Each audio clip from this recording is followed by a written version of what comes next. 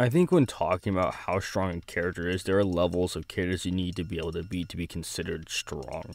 With Son Goku or Superman being at the top of that list, and with the more realistic tier being that of the big three, which consists of Luffy, Naruto, and Ichigo. With the success of videos the likes of Goku versus the big three being so successful, it inspired me to dip my toes in this. So I thought to myself, who is the Goku equivalent? Sonic the Hedgehog, a classic character, has been compared to Goku many times in his own right. So let's see if the blue blur can stand up against these titans.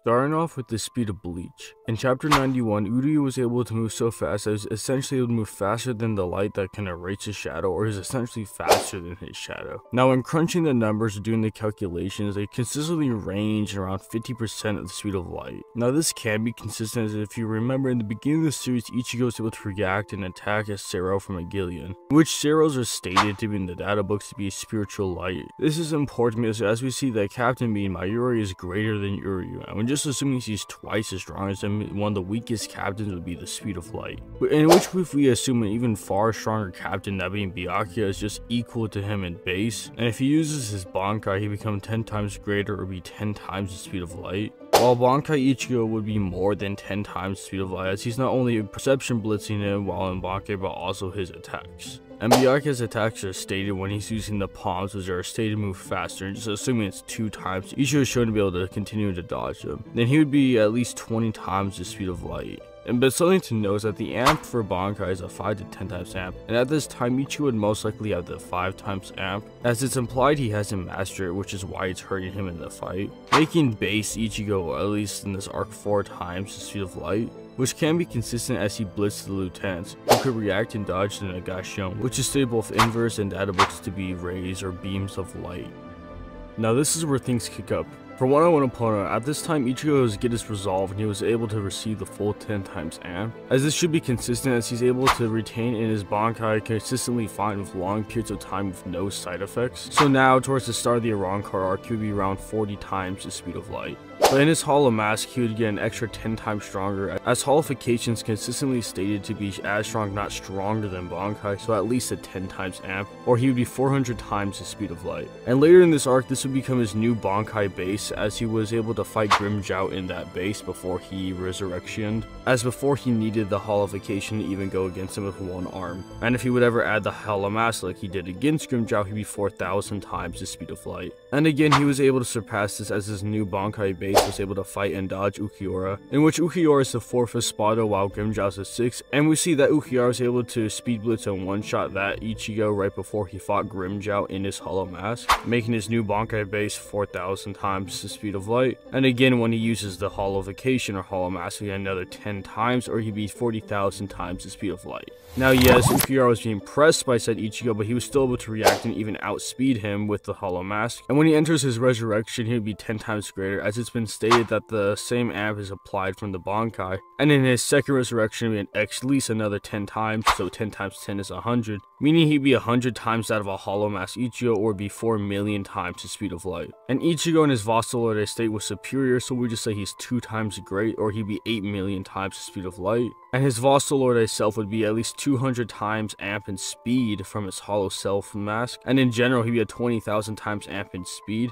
And to avoid any contentious inverse arguments, we all know that Dangai Ichigo is much stronger than Vasalord Self, as he was stronger than 3rd Transcendent State Aizen, in which his first Transcendent State was transcended to all Shinigami and Hollow in comparison, in which you already knew how strong Vasalord was. And as mentioned in his first state, it was stated he was evolved or a higher level of Zanpakuto that would include his Bankai, so it was at least a 10 times amp, as it's beyond that of a Bankai amp, and he at least got 2 times stronger in his second Transcendence and another 2 times in his third, and Dangai Ichigo is at least 2 times that. And if we say that the Transcendent Aizen multiplier starts right off from the Vasalord Ichigo, he'd be 40 times Vasalord, or be 160 million times the speed of light, while Dangai Ichigo would be 320 million times the speed of light. And Mugetsu Ichigo is in a state even beyond that, so another evolution that was stated, and if we just assume again, just bare minimum, it would be a 10 times amp, as already another level beyond the level that was beyond Bankai. He would be 3,200,000,000 times the the speed of light. And something to note that a base true Shikai Ichigo was stated to be as strong as himself, who defeated Aizen and he regained his power, in which that Ichigo was the Mugetsu, so his new base would be that speed, so do with that with what you will. So scaling Ichigo's AP will be extremely easy to go over, as it's stated in the Unmasked Databook that becoming a Zangetsu allows one to exceed everything but at the cost of everything, essentially putting Mugetsu Ichigo above the entire verse at this time. Anyone who scales to him now, such as Aizen, Yuwatch, and even Can't Figure Your Own World Kenpachi at this level as well, and this can be consistent as these levels of fighters were considered higher dimensional by Aizen himself, as well as consistent with his plethora of statements that put them or stated to be transcending all Shinigami and Hollow. This is important because a base true Shikai Ichigo was stated to regain his power he used to defeat Aizen, or his original power, meaning just as base true Shikai Ichigo would essentially scale most of the verse at this time and any of the feats they had. Starting off, some blatant stuff, that being the Sokyuku. It's stated to have the power to destroy the Soul Society itself. Now, I interpret this feat as they're referring to the planet, because if they're referring to the actual realm or universe, it would make other later feats very lackluster if Soul Society characters are blocking and or destroying this universal threat, making the Sokyuku planetary and Soul Society Ichigo by proxy. And this can be consistent as legit in the next arc, just by Ichigo flexing his power can affect the entire world, and captains and high-end lieutenants have to put a limit on themselves so they don't affect the world just by existing. And of course we have the infamous feat of Yamamoto being able to destroy the Soul Society while holding back by just existing, with all these feats being blatantly planetary, but we have much higher feats. As for an example, the Persian or Shinigami known as Senna was able to release all of the Blank's energy to push back the Soul Society and the world of living back before they collided. And just assuming they were only the planets of this feat, then yes, it would be blatantly planetary, but when taking a look at the Gyokyoku itself, it's not only shown to have a star in it as shown in the holographic map of it, but even the light novels state that there's natural light in there, in which natural light comes from stars or suns, only more proof besides the visual confirmation, meaning at that moment she was able to be star level in terms of energy. This can be seen as consistent as the Fullbringer Yukio with his ability to create and control dimensions. He was able to create a dimension with a visible star in for Chad's training, in which said feat being calculated comes up to around solar system level in joules. And even Grimmjow in the Can't Figure Your Own World second light novel chapter 9 is just stated with his just singular Grand Race arrow would be stated to be potent enough to destroy the sun while in base. With all these feats being consistent, them being star level and either from being able to destroy or create one and then destroying realms with stars in them, i.e. Senna, and even the Kido Cannon was stated to be able to destroy the Kyogyuku as well as shown. And with all these feats, now a base true Shikai Ichigo would easily scale to the solar system levels of power, and with his max transformations he would comfortably be putting him in these solar system levels of power relatively with ease. And at this moment I should probably go over why Memories of Nobody movie is canon. Well, for one, the Gyokyoku itself is stated and shown to exist in the original source material, that being the manga. Ichigo even recalls the time where he went into it, which only happened in the movie. Even at the end of the chapter, the author puts a little side note telling us to go watch the movie for more information, showing us he wants us to engage in the movie, which would confirm it to be even more canon.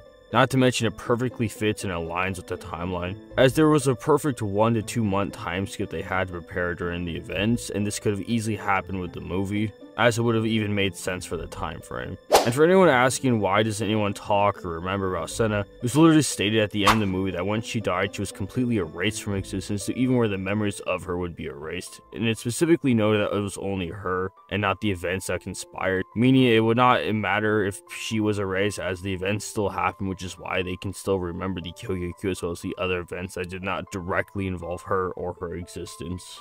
Now, to establish the upper echelon of power in Bleach, you must establish a few inverse stuff. A base Yuha is able to fight on par with Ichibe, who's not only the leader, but is also implied to be the strongest of the Squad Zero. Then he not only gets the almighty amp and effortlessly destroys Ichibe, but then absorbs the Mimihage, which is the right hand of the Soul King, and then absorbs the entirety of the Soul King. And people like base true Shikai Ichigo scales to this Yuha to an extent, so putting these fighters of this caliber essentially above the entirety of their verse. The first main feat to go over is shown in the anime. in which one of the Squad Zero members, Shinjimaru, just by going Bankai, is able to shake all 3 realms simply by existing. They themselves confirmed this by even stating, and I quote, "Even the slightest use of our power would cause the heavens and the earths of the 3 realms to tremble." Now people say due to the phrase the heaven and the earth, it's referring to the planets and not the actual realms. This however is excluding the actual context and of the wording, as the actual kanji being used tenshi, which doesn't refer to planet but actually refers to the universe or all of existence. Meaning by simply existing, she was able to shake all of the universe on some Dragon Ball Z Battle of Gods shit. Now shaking the entire universe doesn't equate to destroying the universe, as shaking the universe is only including the actual mass or celestial bodies in it. And yes, before people question, Bleach has shown visually and demonstrated in many statements as well as to show that the Bleach cosmology has celestial bodies such as stars, galaxies, as well as repeated statements of the realms being universes. And the soul society and the world living are stated and implied to be parallel or equal to each other in size or in general to each other, with the calculations of this feat being calculated upwards of the 76 joules or multi-galaxy level. But these Soul King level fighters or above have higher ends, as just the death of the Soul King was able to cause everything including the Dangai to collapse and be destroyed. Even the Mimi Hage was able to stop this by just literally physically holding on to it. And Yuha not only absorbed both, but was stated just his existence would keep up the realms from collapsing and or being destroyed. Hell, even his dead corpse was stated to be able to stop the universe from destroying. He's even stated that he could have destroyed the Garganta. This would bare minimally of course get them to Universal, but also taking a deeper look into their cosmology, the Dangai inside the light novels are stated to be hyperspace. Now looking at the kanji, it does more so a lot translates to hyperspace, but it could also mean subspace. Now when looking at the context of the Dangai, it does not fit the requirements of a subspace, as it's not a space located within inside a said or another space. It more fits or aligns with the definition of a hyperspace, which involves a space for either traveling to places, in most cases can use an FTO travel, but that's not the case specifically. The reason why it's so important because hyperspaces are innately higher dimensional or 4th dimensional objects or bodies. And we not only have the one statement, but even inside Bleach, the movie, anime, comics, Memories of Nobody, or essentially the manga adaptation of said movie, it again calls it a hyperspace by Kisuke, not just the Japanese adaptation but also in the French adaptation as well, making the Bleach cosmology 4th dimensional or universal plus. But their cosmology can be considered higher with the inclusions of the Garganta, as in the Can't Fear Your Own World Volume 3 page 396, with the English translations of it, it states that the Garganta is an endless expanse. Now endless can mean boundless or to have no limits, it can also refer to infinity, but we don't actually need to make this argument as the actual kanji being used is Mugen or Mugen-ne, which directly translates to infinite or infinity. It's essentially being stated that it's an infinite expanse or an infinite space. With the Garganta being the encompassing force of the Bleach cosmology, that means that it's infinite in comparison to everything, and that would also include the Dangai. Or the Bleach cosmology is infinite 4D or potentially multiversal plus. As we already established, Yuha scales to this, and with the base Ichigo somewhat scaling to this, making Ichigo universal plus to potentially multiversal plus. Ichigo's probably most lackluster quality about him is his abilities, or essentially he has almost none. He has the standard power nullification, as in Bleach if you're just stronger than your opponent you just naturally negate their attacks. It's also shown to be their abilities as well. And of course he can directly attack the soul, as that's just what they do in Soul Reapers. They are souls and everything they do is soul based. They just consistently attack the souls directly.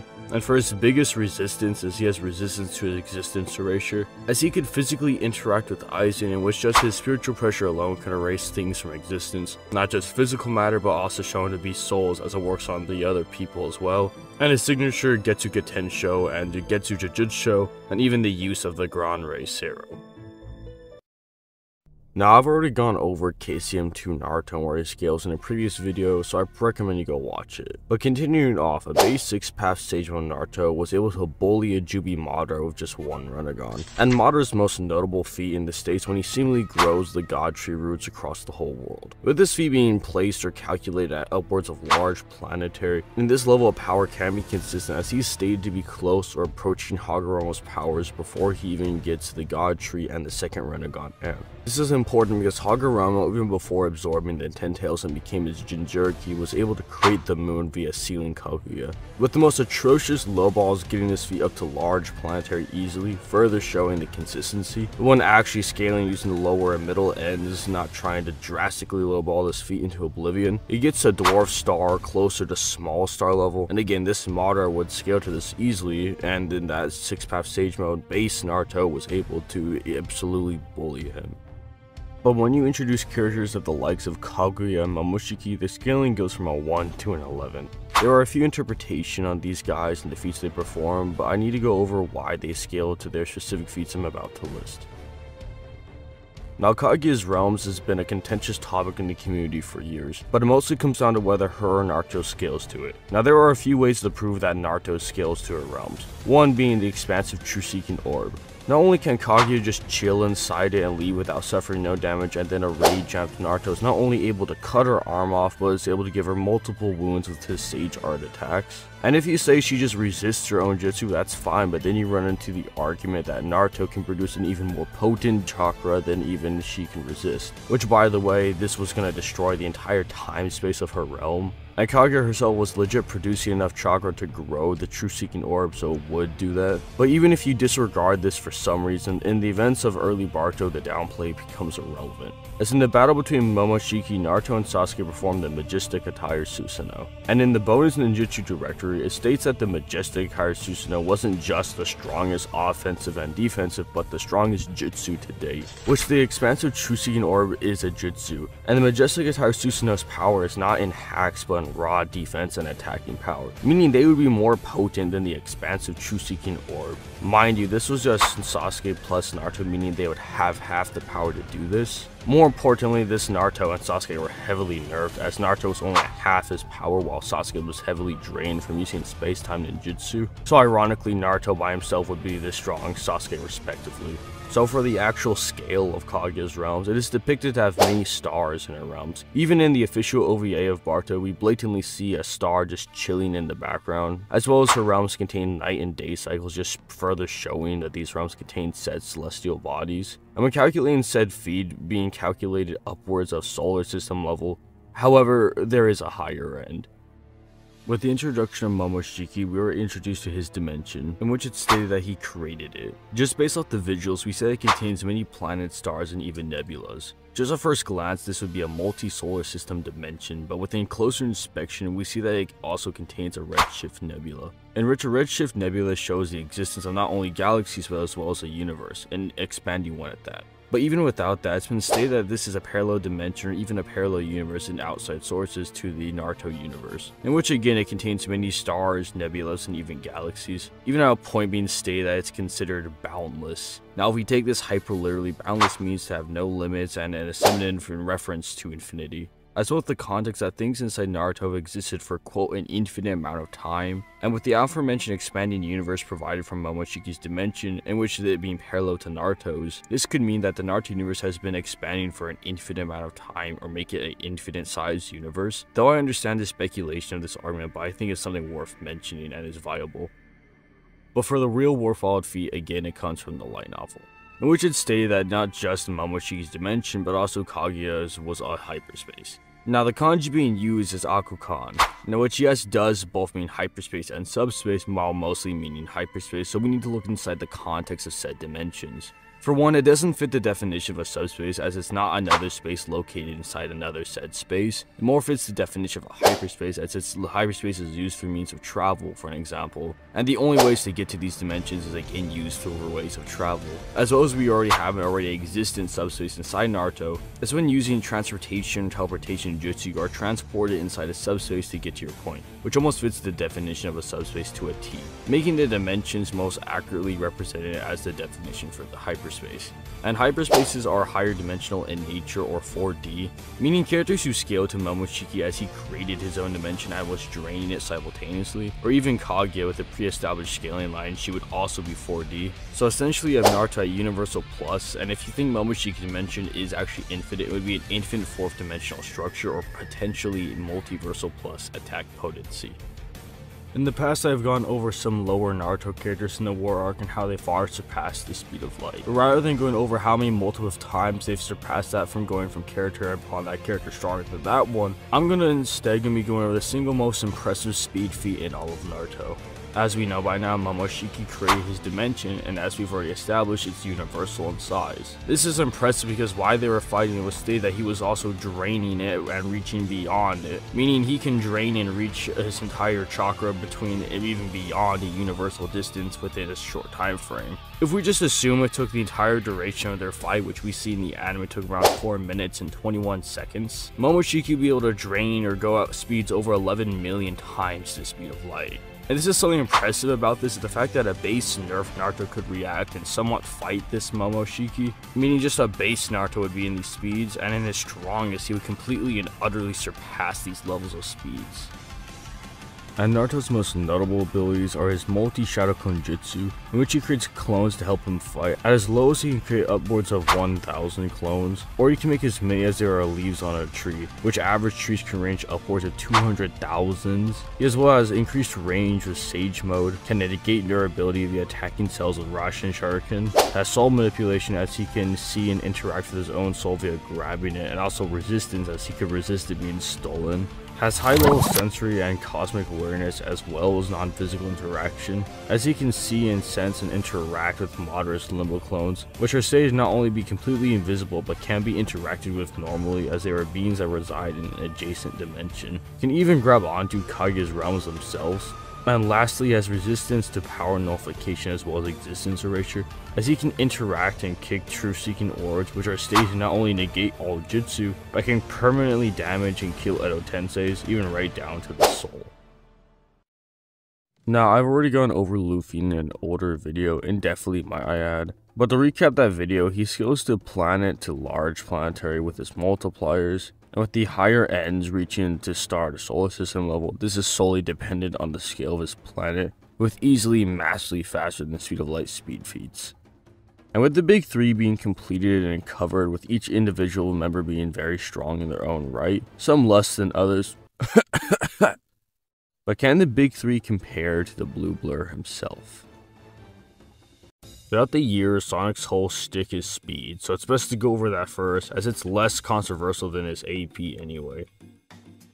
Sonic as early as Adventure, with the help of the light shoes, is able to move at the speed of light, while Super Sonic is far superior to this base Sonic, in which in generations we see that modern Sonic's able to fight and beat a perfect chaos without the need of the Chaos Emeralds. This notion is even highlighted upon inside the Encyclopedia, which is not only an officially licensed and published source by Sega, but is stated to be made as a guide to fully explain the ever-expanding universe of Sonic for us as the readers, making it a canon source of intel or a data book if you might take it as. What makes this FTL level of speed more consistent is due to the DS port of Sonic Colors, which had stated that not only did Sonic surpass the speed of light, but he thinks of this as something as a small time feat. Now, I didn't need to go over the low ends for Sonic speed, I just want to show you guys this level of speed that many characters try to achieve and so hard for people to argue, something that Sonic has done with ease. But moving on, Sonic in Secret of the Rings is able to not only traverse the Night Palace, but actually run and traverse the entirety of the Arabian Nights universe and get back to his own original universe. With said Night Palace being stated to be an infinite space in the manual guides, and continuing onward with its higher speed feats. Infamously, the Time Meter is known to be able to erase both time and space, and reducing reality to a white void of a limbo, in which it's stated and shown again that time just doesn't exist within inside this limbo. Now, people will argue this is just a resistance feat for Sonic, but I fail to see that stated that both in verse and the Encyclopedia it's stated that this is just Sonic's pure speed, as well as their pure speed is enough to reverse the damage it caused to both time and space and return it to reality. Meaning Sonic with his raw speed is not only able to run in places with no time, but also even return it, giving Sonic inaccessible speed. Mind you, we've only been talking about a base generation Sonic at this period.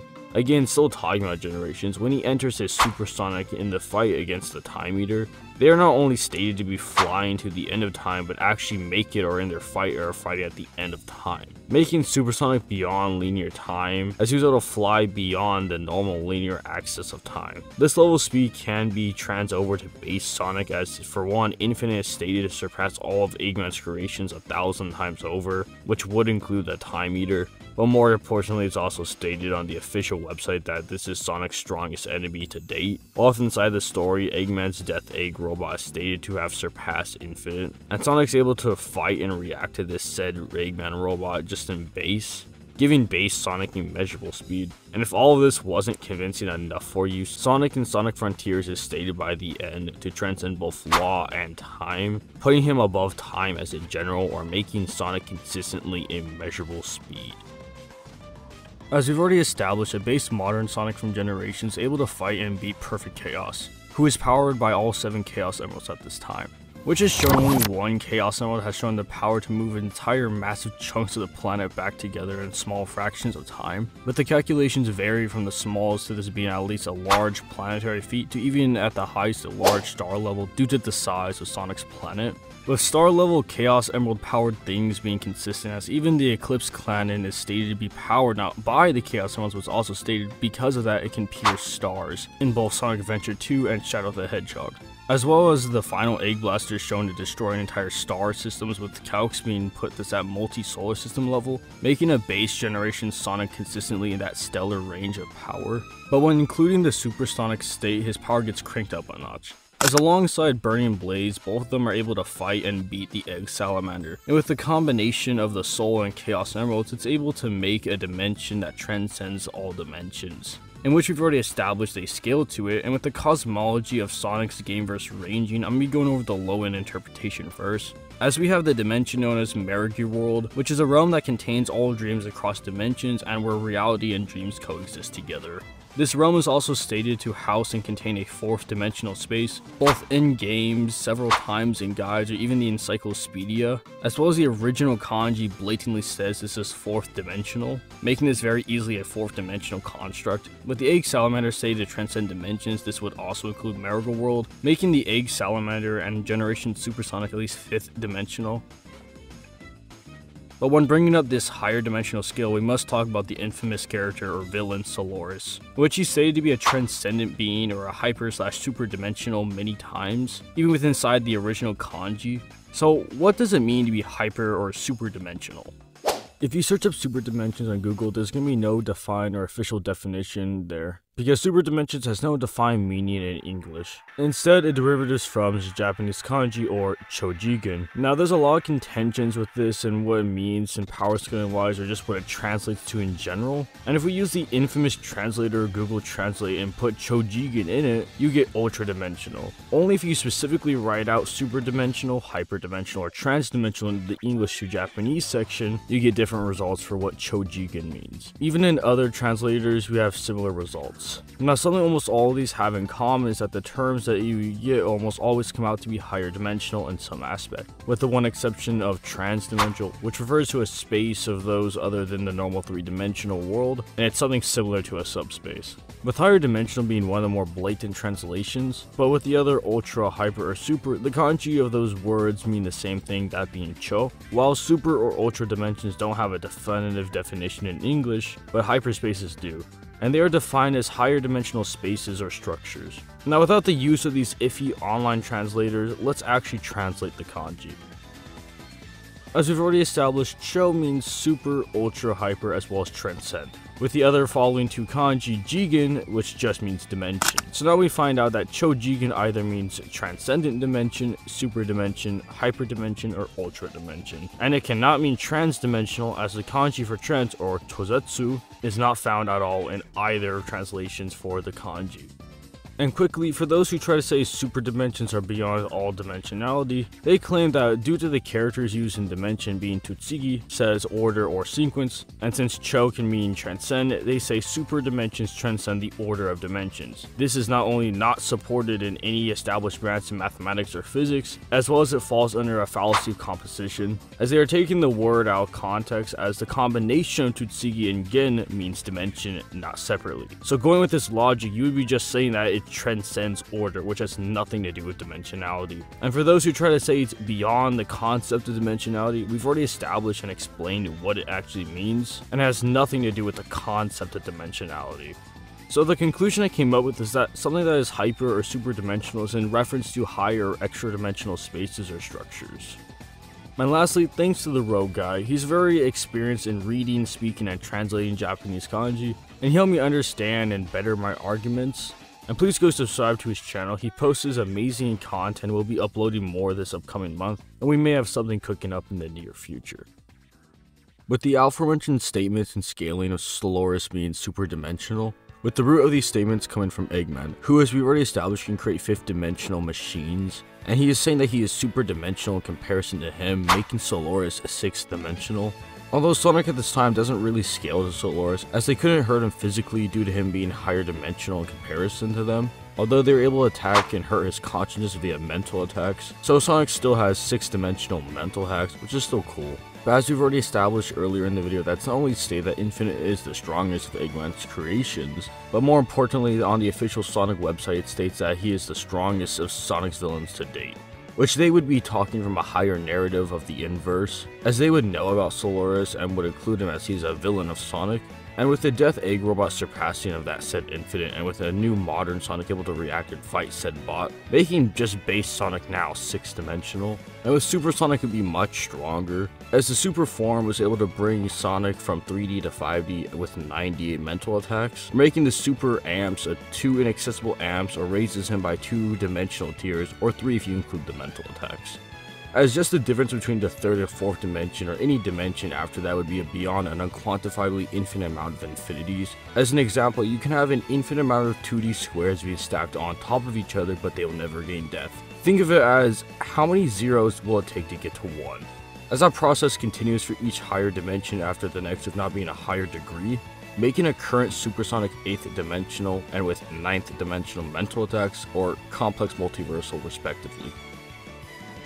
Now for the higher end of Sonic, we need to go over the higher end of Sonic's cosmology, which includes us going over Sonic Boom, as it's stated inside the encyclopedia to be a branch of the Sonic mythos, which does imply it being a parallel universe, and the fact that it's inside the encyclopedia alone is supported by this, because it's said that the encyclopedia's purpose is to explain Sonic's ever-expanding universe to us as the reader. This notion again is supported inside the 25th anniversary art book. It states that in the Sonic Boom section that it's a parallel universe to the main line. And yes, it's not only an officially licensed and published source by Sega, as well as they worked in conjunction to make it accurate.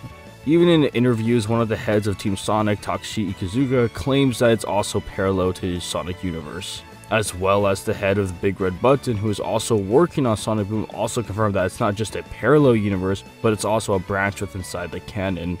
But on the universe aspect, so this is a new Sonic, but it's in a different universe from our original Sonic. It's like a parallel universe kind of thing. You can think of it as that. We're really treating it as a branch to canon. So yes, Sonic Boom's universe is canon to the mainline Sonic universe, and something I should preface is that I'm not saying the events that happen in Sonic Boom, such as Lyric, are canon to the mainline Sonic universe. When saying it's a parallel or a branch in the canon, think of DC or the Marvel universe, where you can have a parallel universe that are all canon underneath the same cosmology. Like you can have 616 Spider-Man and 1610 Spider-Man, both are canon to the same cosmology, just parallel, and the events aren't connected to one another. Now for why Sonic Boom's canonicity matters to the Sonic cosmology is due to string theory existing and being followed in the verse. This is first referenced in Season 1, the episode Hedgehog Day, in which Eggman gets stuck in that endless time loop due to shenanigans that happen, and he's researching reasons and theories on why this is happening, and one of which is string theory. Now, this is not only just a quick throwaway gag, and it doesn't necessarily prove anything until the upcoming next season, as the episode Mombot, he's trying to win a science fair, so he creates a miniature black hole. He explains later on in the episode he's using his black hole to prove the existence of string theory until he was cut off. Now, this makes sense, as the whole point he was trying to prove that he was the greatest scientist, and this would fit the title. And the whole black hole bit isn't just for jokes, as black holes legitimately have correlation in string theory, if not helping and prove it in real life. So with this introduction, this would make the gameverse of Sonic's cosmology 11th dimensional, as string theory is innately 11th dimensional in nature. And with the already aforementioned scaling of the Egg Salamander being dimensionally transcendent of the cosmology, this would make the Egg Salamander and Supersonic by proxy to defeating him 12th dimensional. And with Soloris being higher dimensional than either of that, he would be 13th dimensional. And with Infinite surpassing Soloris and the Death Egg Robot surpassing that, and with a base modern Sonic scaling to it, just a base modern Sonic would be 13th dimensional. And with the same logic we applied to the Super Ant before, only that would be a much higher degree, as it could bring Sonic from 3D to 12D with 13D mental attacks, meaning with this interpretation, the Supersonic form would be 9 inaccessible amps, or raise him by 9 dimensional tiers, making Supersonic 22nd dimensional attack potency with 23rd dimensional mental attacks. And overall, with the lower end of cosmology, Sonic would be complex multiversal, and with the higher end of the cosmology, he would be hyperversal attack. Sonic's arsenal is as broad as his legacy. Sonic, as we've established with his raw speed, can bring reality back from non-existence, such as time, making abilities that stop time essentially useless to him, as if you would try to pull that on him, he would just rejuvenate the time just via existing. And on this matter, he also has resistance to some pretty high levels of existence erasure, as he was completely unaffected by the Time Eater erasing the timeline, as we talked about, but more importantly, he was one of the more sole survivors of the 06 timeline erasure, as Soloris was going to do it by himself, but at the end they go back in time and snuff him out, and within doing so it eradicates that entire timeline. Sonic not only remembers this whole thing while it's shown in Team Racers, he even has a conversation about it with Blaze, showing that she also remembers it, which can be consistent within other matters of Blaze's character. And what makes this existence erasure so important, because it was going to erase, and it did erase everything, which would include souls that they exist inside Sonic's verse. This erasure could also be on the conceptual level, as Soloris and then the erasure of the said event even affected everything in existence, which would also include a Miracle World, as it's also a dimension, with the includence of the Precious Stone. Miracle World is a dimension which all dreams come from and are made into reality with the Precious Stone, and showing this shows that they're independent from reality. These dreams encompass many aspects of reality, such as something you do, something you become, and something that changes, with some dimensions specifically going over the concepts that they come together as, such as peace, freedom, adventure, etc.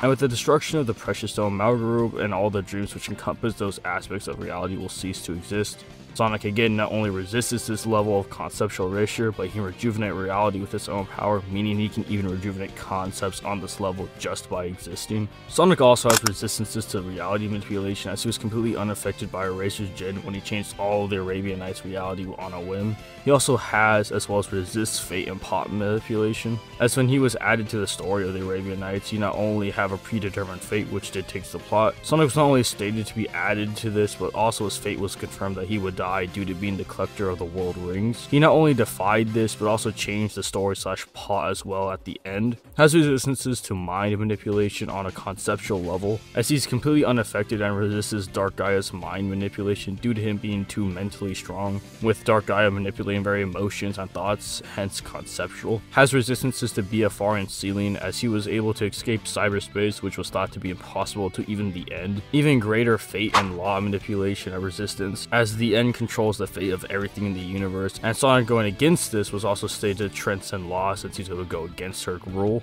Sonic also has causality manipulation, as it was repeatedly stated that he was attempting or transcended causality, which was confirmed by the end yet again. And for his own personal stuff, he has low godly regeneration and type 4 and 8 immortality, as he can regenerate from his own soul and even come back from death as long as it still exists. And if he can't do that, he has the Chaos Emeralds, which he can come back to life from, even from death.